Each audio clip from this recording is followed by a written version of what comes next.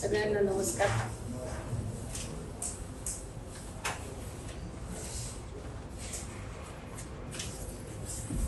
आज आपण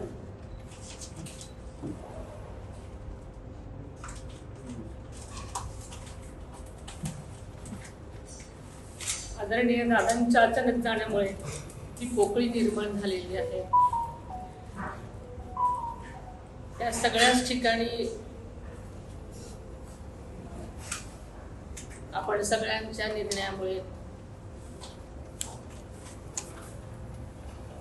जे चेअरमन पदाची निवड होती त्यासाठीची आजची आपली ही बैठक आहे.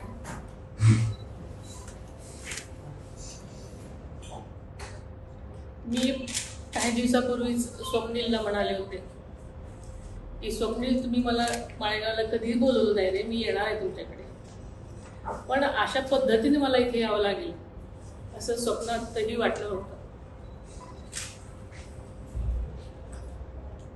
आदरणीय दादांचं माळेगाव कारखाना एक देशामध्ये अग्रगण्य साखर कारखान्याचे एक स्वप्न होते आणि त्या दृष्टीने त्यांची वाटचाल चालू होती. आपल्याला माहिती आहे की नीलकंठेश्वर पॅनलला जेव्हा सगळ्यांनी भरभरून मतदान दिलं,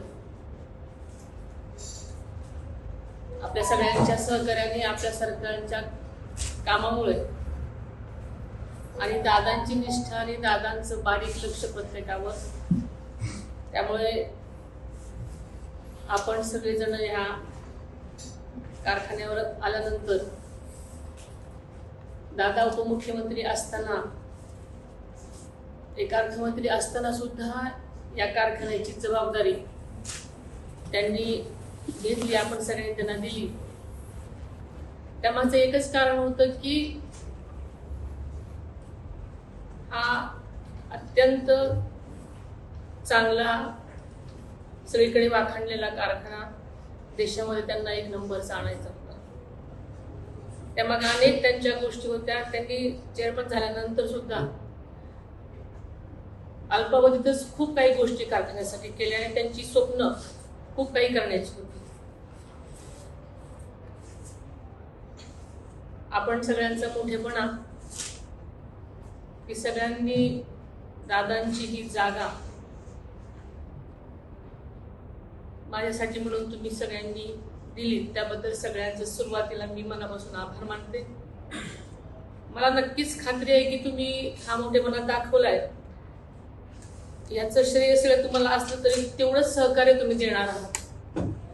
आणि दादांची स्वप्न पूर्ण करण्यासाठी आपल्याला कारखान्याचे सभासद, कामगार, अधिकारी आणि आपण सगळेच शेतकरी यांना नक्कीच न्याय मिळवून देण्यासाठी दादाने जे जे म्हणून ठरवलेलं आहे त्या गोष्टीसाठी मी तुमच्या सगळ्यांच्या सहकार्याने नक्कीच प्रयत्न करेन. हा शब्द मी तुम्हाला आज देते.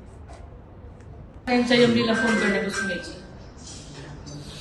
आपल्याला माहिती आहे की दौड शुगर असेल किंवा बाकीचे सगळे कारखाने असतील, त्या सगळ्या कारखान्यांचं अधूनमधून मी पण भेट द्यायची. त्याच्यामुळे अगदी सखोल माहिती नसली तरी मला याविषयीची तोंड ओळख चांगली आहे. अनेक गोष्टी दादांच्या बोलण्यातून रोज सकाळपासून आम्ही तेच ऐकायचो.